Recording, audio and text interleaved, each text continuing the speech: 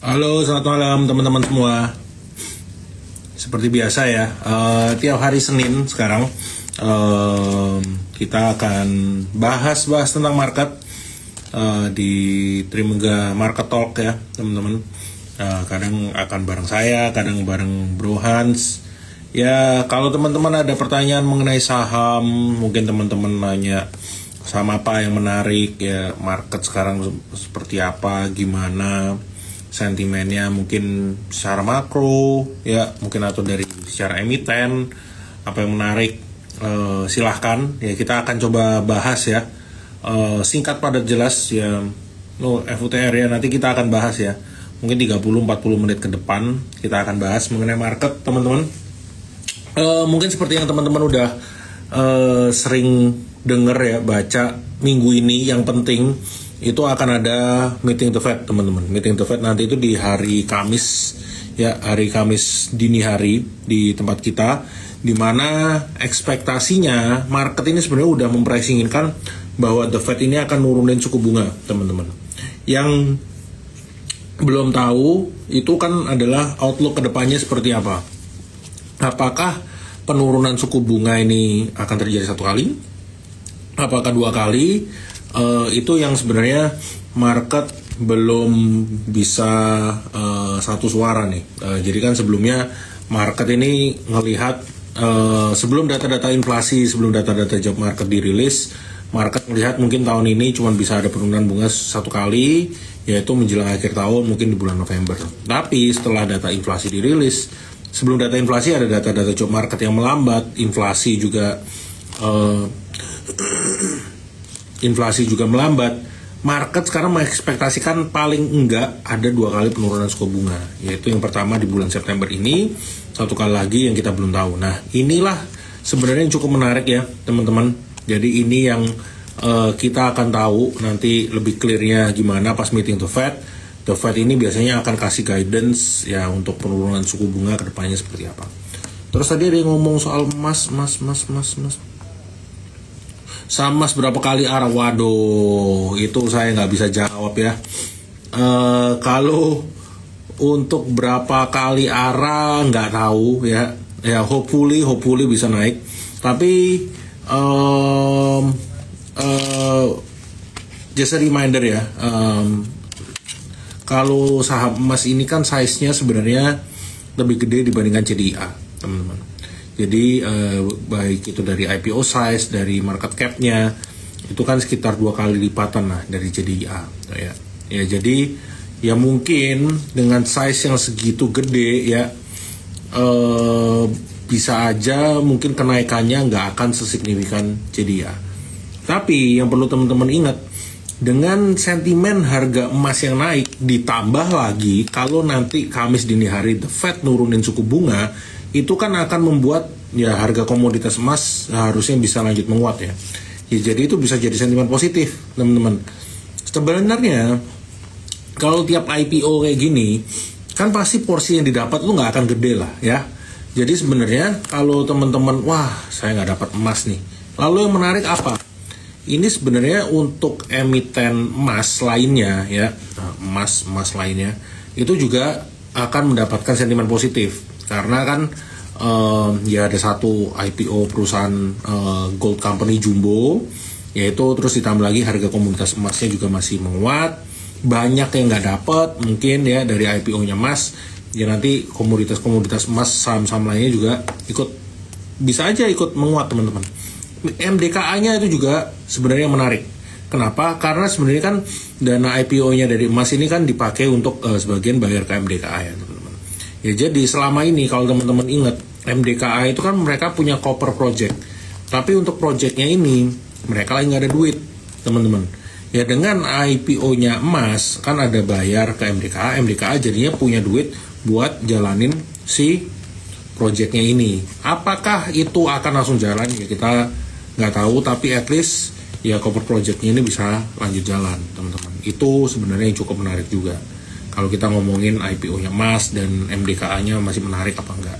Terus di luar itu hari ini kan baru ada announcement bahwa UT itu akuisisi salah satu projectnya si PSAB ya, si The Project.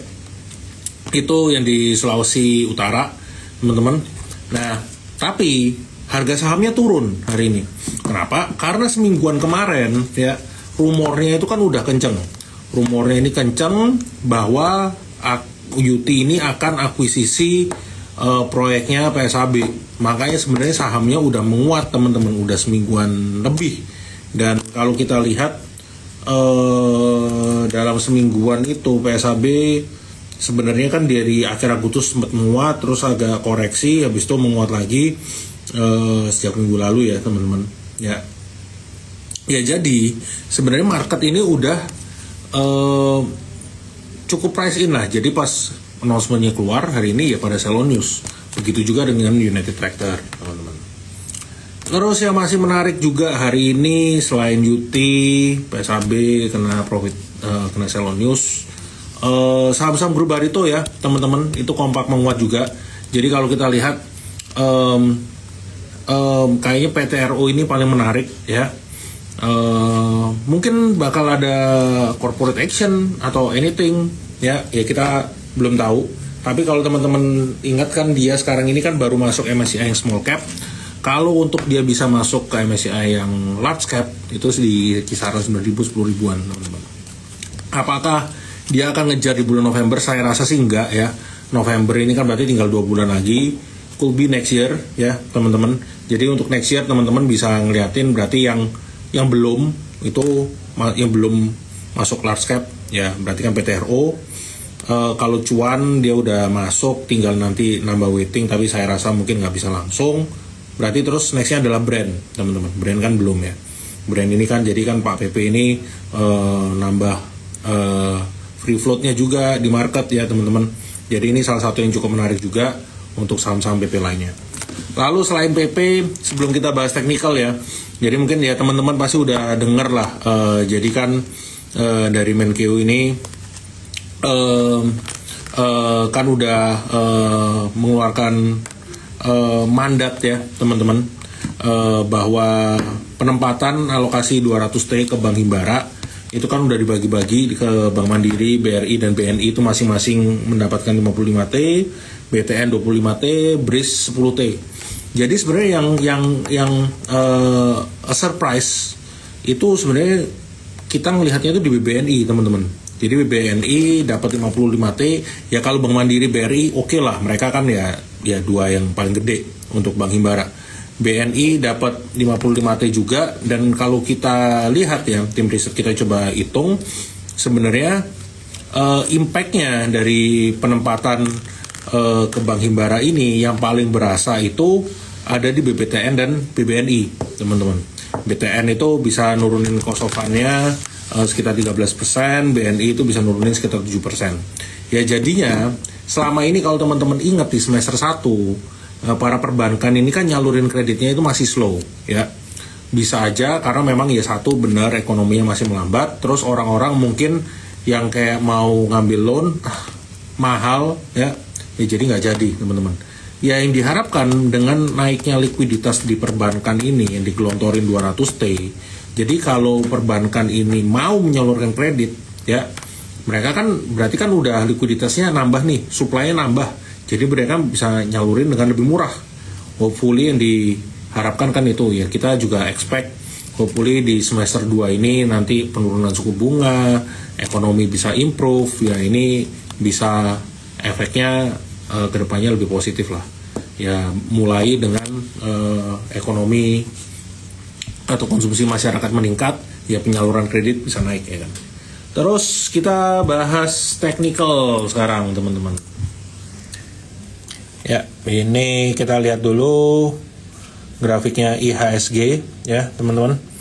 Jadi IHSG ini sebenarnya kan ini kan resisten ya, resisten, terus habis itu pas dia yang resisten kempes, gapnya ini kan ini sebenarnya ada gap di toel, koreksi, naik lagi nih, teman-teman. Yang menariknya sekarang ini kan udah balik bergerak di atas MA20-nya ya untuk IHSG. Nah, apakah IHSG ini akan mencapai resisten habis itu koreksi? Ya bisa aja ya. Apakah ini akan akhirnya akan di break? Bisa aja. Salah satu yang bisa membantu IHSG break itu nanti ya hari Kamis itu dari meeting the Fed seperti apa. Itu teman-teman. Tadi kan dari tadi kita ngomongin komoditas emas, saham emas, ya IPO emiten emas. Oh, oke, harga emasnya naik lagi nih hari ini. Jadi kalau kita lihat ini kan secara overall kan masih uptrend ya. Ini dia yang beberapa hari lalu sempat all time high lagi. Ini secara overall masih menguat. Tapi ini kalau teman-teman lihat ya, ini kan dia sebenarnya udah mulai bergerak sideways. Bisa aja jadi sebenarnya dia para trader komoditi ini juga nunggu nanti meeting the Fed teman-teman hari Kamis. Jadi semuanya nungguin the Fed lah, nungguin the Fed. Dan kita tadi kan bahas mengenai bank-bank himbara ya. Nah, sebenarnya kalau kita lihat di sini, overall ini kan masih sideways, teman-teman, buat BBRI. Ini overallnya masih sideways. Tapi enaknya sideways ini pas dia koreksi, itu kan dia juga di area supportnya. Ini koreksi di sini kan ini pas menguat, pas koreksi juga di area support, koreksi lagi di area support terus rebound. Masuk area support rebound lagi. Sebenarnya kalau kayak sideways gini teman-teman bisa manfaatin untuk ya itu area tradingnya. Ini BBRI, kita bahas bank himbaranya dulu. BMRI. Ya BMRI ini teknikalnya salah satu yang kurang oke sih sebenarnya. Ini bisa kita adjust turun dulu ke sini nah. BMRI sebentar, kita masih ada call nggak ya BMRI? Sebentar teman-teman, saya cek dulu Bank Mandiri. Nggak ada.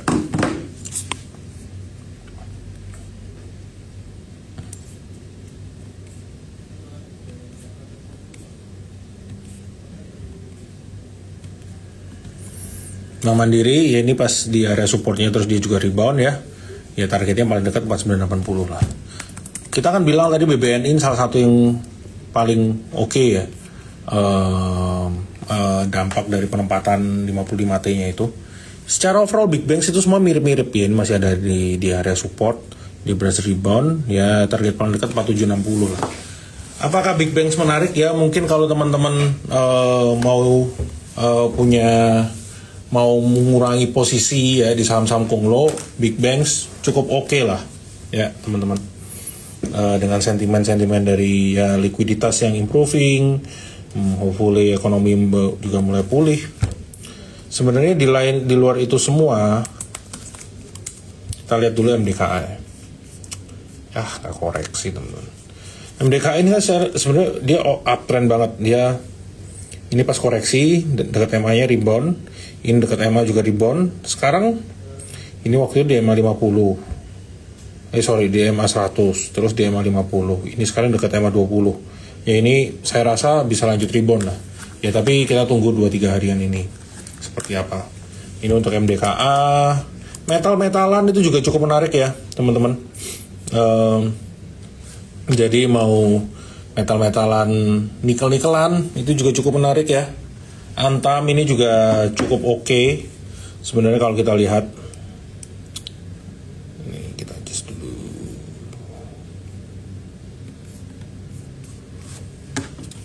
Ya tapi Antam ini nggak turun-turun ya teman-teman. Buat besok ini kita bahas Antam sebenarnya dibanding Antam ini salah satu cukup ya udah naik. Ya ini Inco juga kalau teman-teman kita tadi kan bilang metal-metalan ya, metal-metalan ini udah pada naik nih. Ini technical juga cakep, rebound. Ini dia bergeraknya di atas MA nya terus dan udah capai resisten terdekat ya. MBMA kalau kita ngomongin nikel-nikelan, nah boleh juga nih.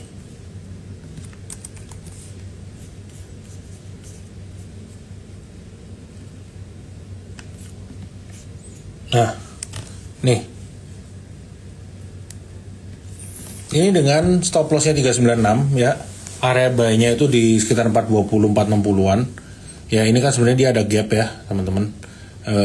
Di dekat sini, di dekat 460-an. Ya, hopefully kalau ada koreksi ya teman-teman bisa lakukan buy on weakness, teman-teman. MBMA ini juga cukup menarik ya. Dan ICL.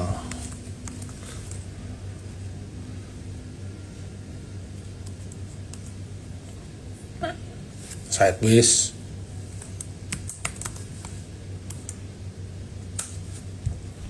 Ini sih mulai naik.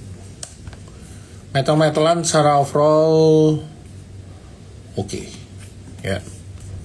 Tapi ini kan dia bergerak di atas SMA terus. Kalau ada koreksi bisa lakukan buy on weakness. SMA ini juga buset deh. Nih SMA. Ini juga sama. Kagak koreksi-koreksiin tapi ya, ini kan mulai melandai nih. Ini kalau dia bergerak sideways, ya mungkin ya bisa kita lihat nanti lah, tapi not for now. Dewa ini menarik nih teman-teman. Ya jadi kalau kita lihat nih untuk ya pergerakannya, dia ini kan uptrend, terus dia mulai sideways nih. Ya, saham-saham biasanya kalau udah naik kencang, ya itu dia ada proses sidewaysnya dulu lah habis itu. Ya, ini sideways. Dan sidewaysnya ini teman-teman ini sebenarnya bisa lakukan akumulasi. Ini kan dekat-dekat area buy ini. Ini kan kalau teman-teman lihat dekat-dekat ini MA 50-nya, ini MA 20-nya. Ya di antara MA inilah teman-teman bisa lakukan entry, bisa akumulasi dari situ. Masih menarik. BRMS. Oh, raja ya, raja. Ya, BRMS mah udah naik. Ini TP-nya dekat lagi 550. Kalau yang udah punya bisa jagalah trailing stopnya. Tapi kalau baru mau entry saya rasa antar aja ya BRMS. Dan mungkin teman-teman juga ya ada yang udah baca. Jadi kan Hapsoro menjual kepemilikan di Bufa. Terus habis itu kalau jual Bufa belinya apa ya? Ini kan salah satu yang dia punya juga. Sebenarnya cukup menarik ya, dari segi teknikalnya juga cukup oke ya teman-teman. Ini juga sama nih ya. Ini sebenarnya kan area sidewaysnya. Sideways nggak bisa, ini coba break nggak bisa, coba break, false break, koreksi. Dan sekarang ini lagi coba nyundul nih teman-teman. Kalau ini nyundulnya bisa break, ini kan kelihatan nih dari MA 20, MA 50, MA 100-nya semuanya sideways. Kalau ini bisa break ya target paling dekat itu ada di kisaran 3460 35. Paling dekat di situ. Menarik sebenarnya untuk raja ini. Brand. Ya, brand juga oke. Seperti yang saya bilang tadi, sentimennya yang harap aja MSCI. Saya rasa nggak November ini nggak ya, mungkin tahun depan lah. Bulan Mei kali ya. Jadi nah ini cakep nih. Jadi ya ini nggak usah dilihat lah, pas IPO naik kenceng. Terus kan sebenarnya turun. Ini EMA-nya udah mulai sideways. Tapi pas penurunan ini kalau teman-teman lihat volumenya kan juga melandai. Ya, ini pas turun awal-awal kenceng. Ya karena kan pas naiknya kenceng, pas turun awal-awal volumenya kenceng, habis itu kan melandai volumenya. Ini volumenya kan turun terus. Terus pas mulai menguat, berat teman-teman. Hari ini menguat, dia break. Dengan volume transaksinya juga meningkat. Ini jadi sebenarnya cukup menarik nih. Target, ya siapa tahu bisa balik ke 1800-an, teman-teman.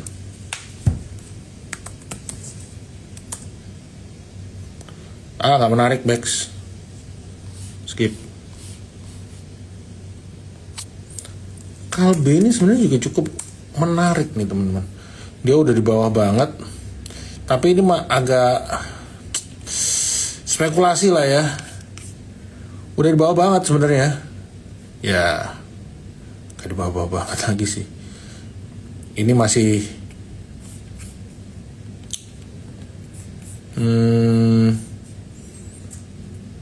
bisa aja sebenarnya turun ke level di sini ya. Tahun lalu, awal tahun ini. Jadi brand udah dibahas. Kalbi skip. ADMR.